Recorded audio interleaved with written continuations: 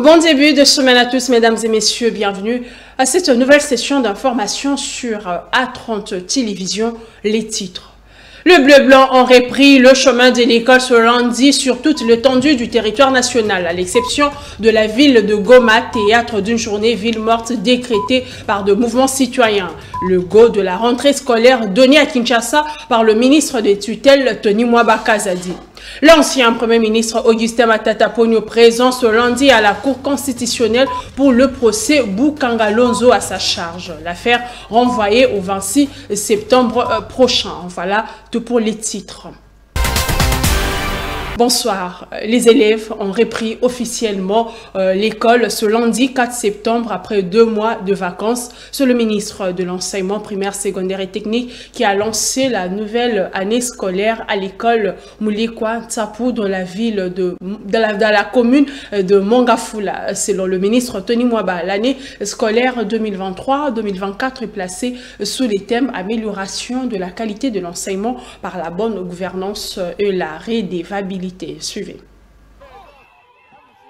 Après 2 mois de vacances, les élèves ont repris le chemin de l'école ce lundi 4 septembre. La cérémonie officielle a eu lieu à l'école Moulekwa Tsapou dans la commune de Mongafula en présence des différents chefs d'établissement. Le ministre de l'enseignement primaire, secondaire et technique a dans son mot des circonstances fait la rétrospective des activités de l'année précédente et s'est félicité du travail réalisé depuis sa venue à l'EPST. L'année scolaire 2023-2024 est placée sous les thèmes de l'amélioration de la qualité de l'enseignement. Au regard des enjeux de l'heure, je place l'année scolaire 2023-2024 sous le thème de l'amélioration de la qualité de l'enseignement par la bonne gouvernance et la redevabilité.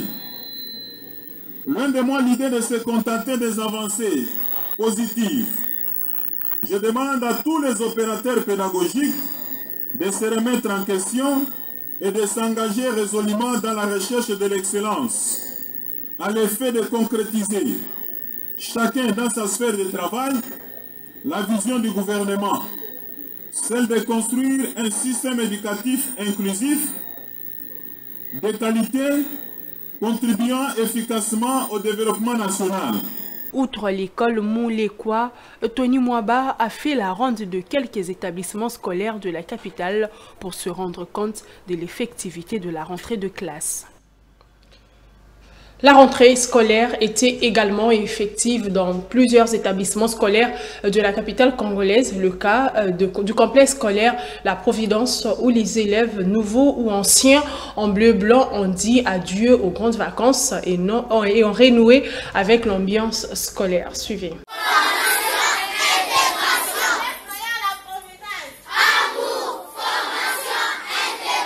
Lundi 4 septembre 2023 finit les vacances et vive la rentrée scolaire 2023-2024 à Kinshasa, tout comme sur l'ensemble du territoire national. C'est là, conformément au calendrier rendu public plus tôt par les ministres de l'EPST Tony Mwaba Kazadi. En exemple de cette rentrée, le complexe scolaire La Providence, une école mixte et conventionnée catholique, présentée comme suit. Nous sommes précisément au complexe scolaire La Providence, sur l'avenue Lac Monkamba 29, quartier Yaoundé, à la commune délimitée.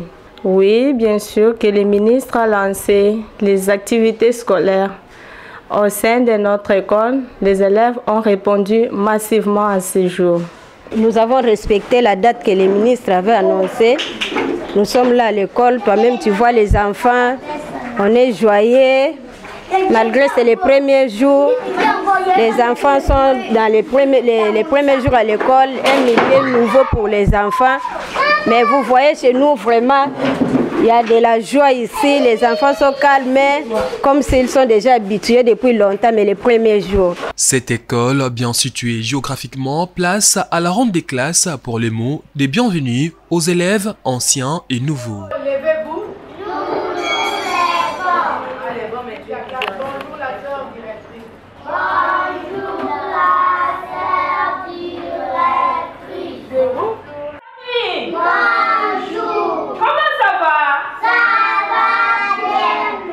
D'une classe à une autre, si la rentrée est bel et bien effective, l'affluence n'a pas été totale, d'où l'appel des responsables du complexe scolaire La Providence à l'intention des retardataires. Nous demandons aux parents qui continuent à garder leurs enfants à la maison de nous les ramener ici à l'école car ces enfants nous appartiennent.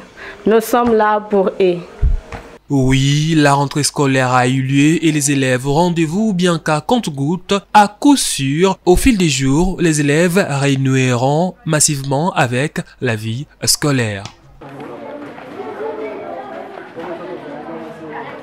La rentrée de classe pas effective ce lundi dans la ville de Goma qui a tourné au ralenti suite à l'appel de la ville morte lancé par les mouvements citoyens. Objectif exigé du gouvernement, l'enterrement digne de victimes de la manifestation anti-MONUSCO organisée le mercredi 30 août. Plusieurs voies ont été barricadées. La suite avec notre correspondant Esaïe Tsongo à Goma.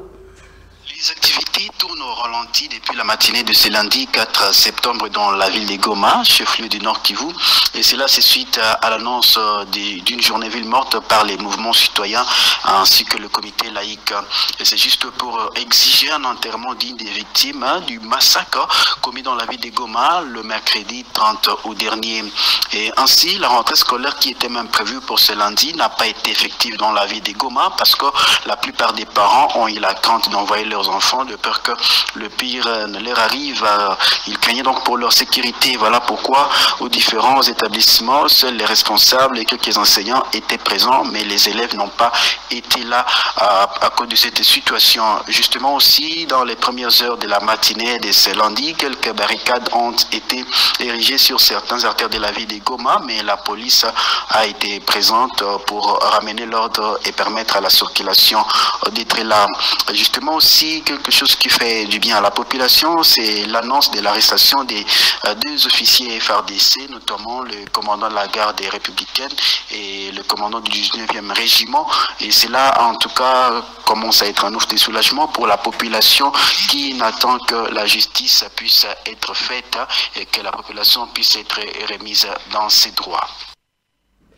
Les élèves de la province de l'Ituri ont également retrouvé le chemin de l'école ce lundi. C'est le vice-gouverneur policier qui a lancé l'année à l'EP1 Selema. Face à la crise sécuritaire dans cette province, les autorités promettent de tout mettre en œuvre pour sécuriser les élèves. Reportage. Depuis plusieurs années, la province de l'Ituri fait face aux conflits armés et aux déplacements récurrents de populations civiles. Ces problèmes limitent l'accès de celles-ci aux services de base, notamment à l'éducation.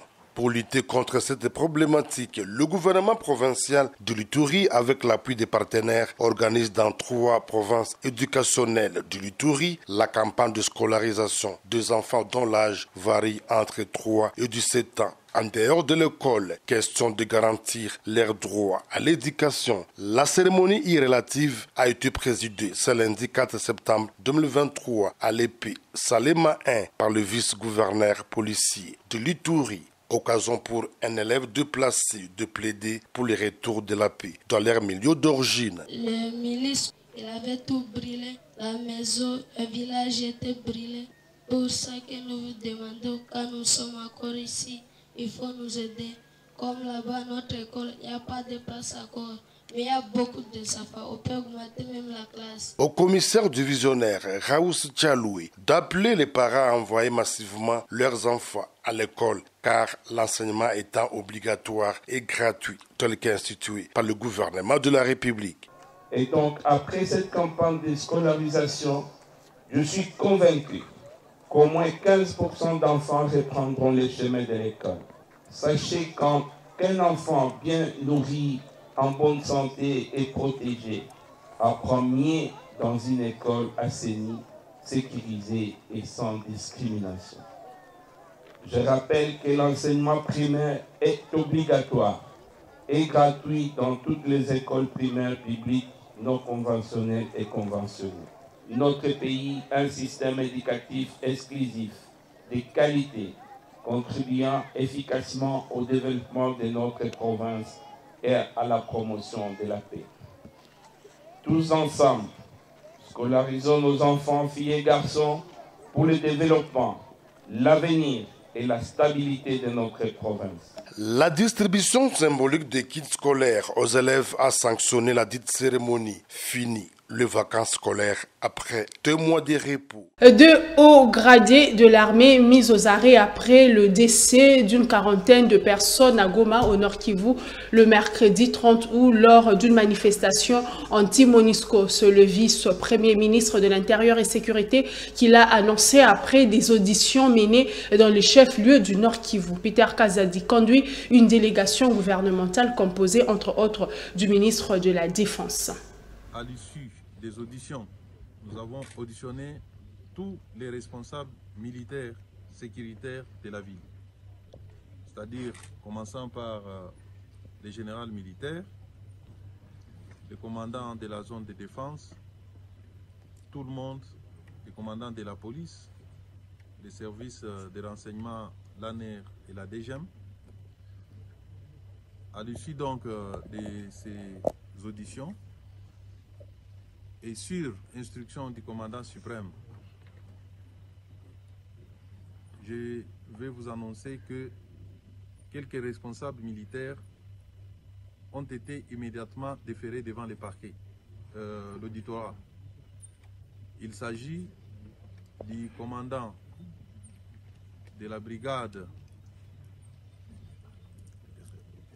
de la garde républicaine et des commandants régiments. Ils sont placés en détention et un procès sera organisé dans les heures qui viennent pour que les responsabilités soient établies. C'est ici l'occasion pour nous d'en appeler au calme.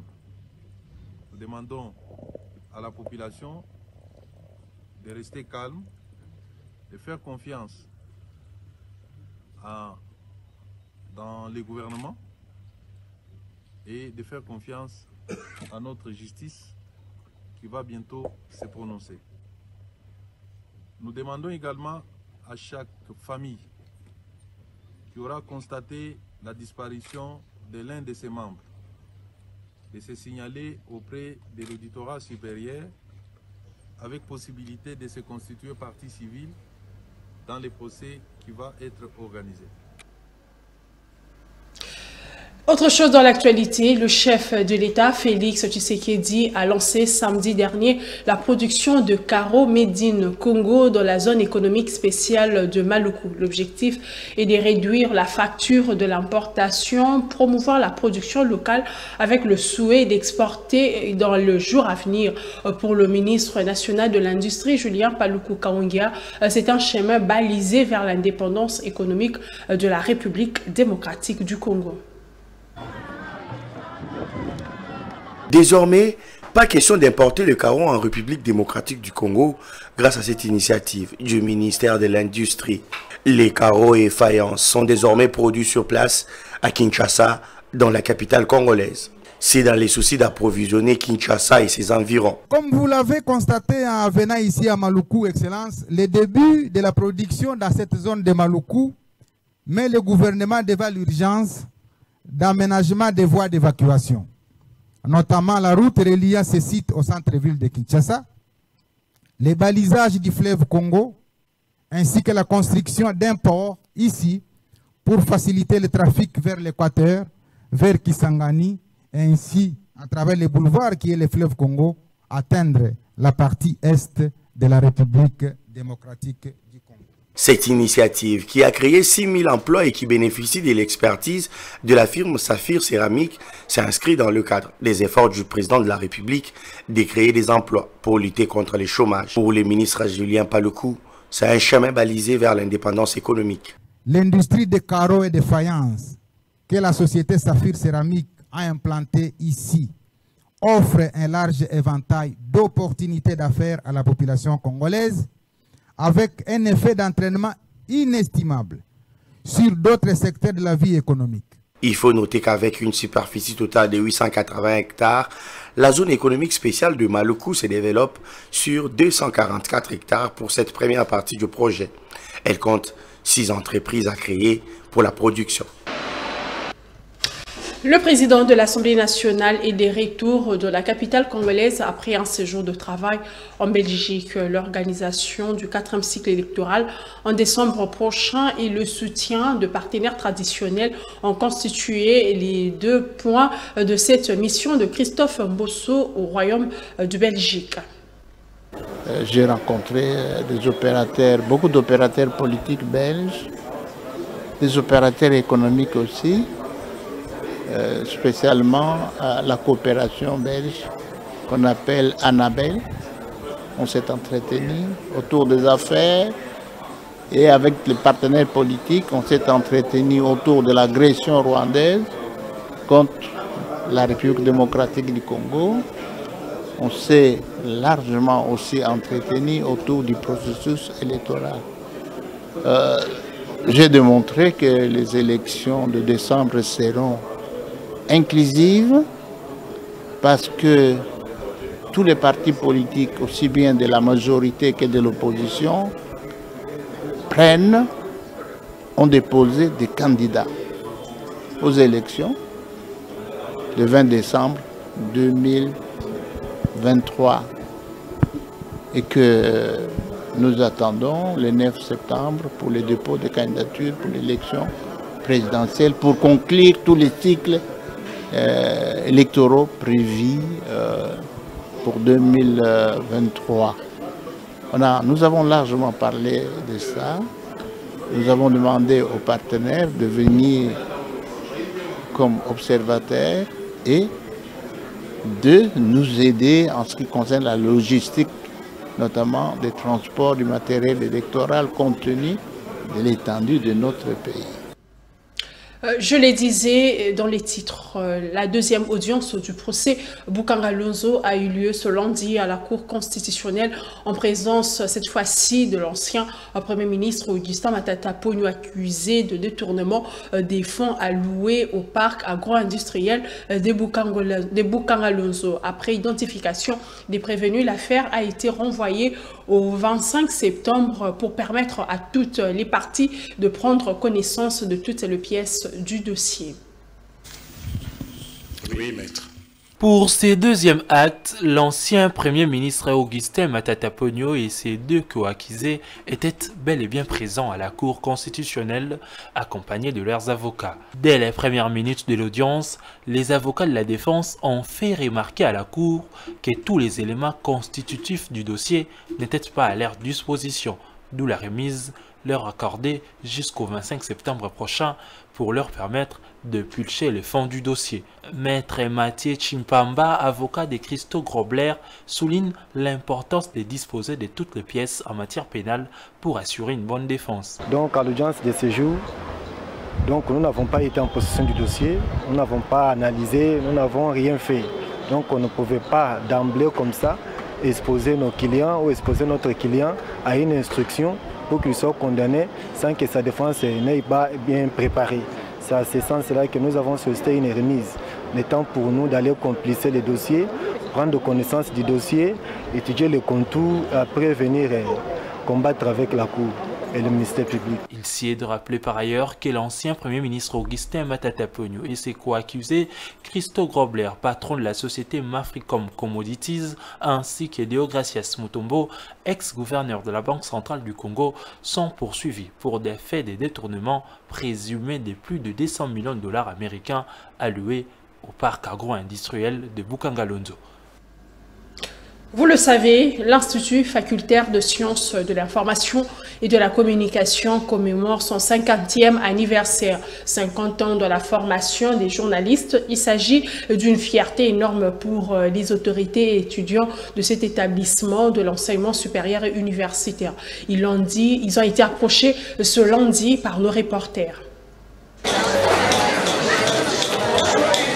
Délicie Alifasik, 50 bonnes années se sont déjà écoulées depuis la création en 1973. L'Institut facultaire de sciences de l'information et de la communication a le mérite d'avoir formé bon nombre de figures médiatiques de la République démocratique du Congo. Comme quoi, le bon travail réalisé est visible sur terrain, une fierté pour le secrétaire général académique. Elifasik veut encore et toujours aller plus loin dans la formation. L'ISTI a été créé le 28 mars 1973. Mais la première entrée académique, donc le démarrage de cours, la première entrée académique avait été effectuée le 29 octobre 1973. En ce moment-là, c'était l'ISTI, l'Institut des sciences et techniques de l'information. Et c'est fut une grande école de journalisme parce que les premiers étudiants de l'ISTI, ils venaient pas simplement du Congo, ils venaient aussi d'un certain nombre de pays d'Afrique centrale.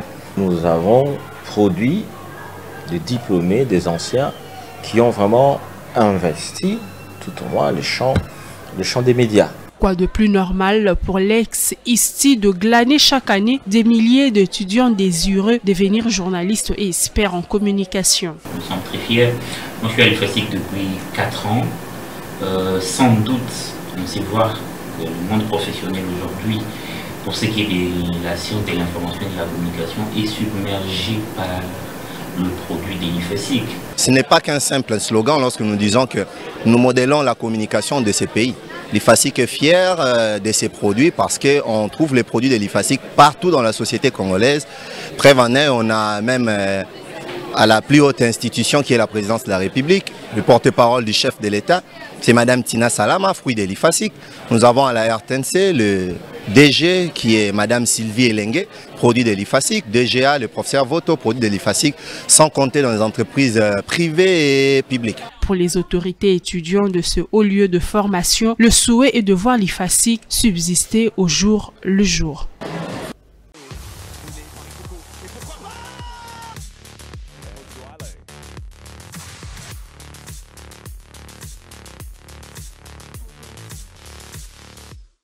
Parlons sport dans ce journal. Après ce 3 mois sur tapis vert obtenu lors de la première journée du championnat national de football, le DSMP a obtenu sa première victoire sur terrain face aux Aigles du Congo, 1-0 inscrit par Kimweni Kishina à la 12e minute. Une nouvelle défaite des Aigles du Congo dans le groupe B du championnat de la Lina Foot. Je vous propose de suivre la réaction de 2 entraîneurs après ce match au stade Tata Raphaël de la Quiétude. Je ne peux qu'être satisfait, d'autant plus que vous savez, le match de la pré-saison, ça n'a pas été. Donc on a commencé avec la victoire, ça rassure déjà, ça fait l'équipe en confiance. Donc pour moi, coup de chapeau aux joueurs, coup de chapeau à mon staff technique, Mbiavanga et Fiche et Bougnol Toumba. Nous avons fait quand même un travail de synergie, ça a payé, donc je suis très fier de mes joueurs et de mon staff. Mais vraiment, le tout dernier match amical qu'on avait livré, donc c'était le comportement qui nous a posé beaucoup de problèmes. Donc on a eu à travailler le comportement défensif.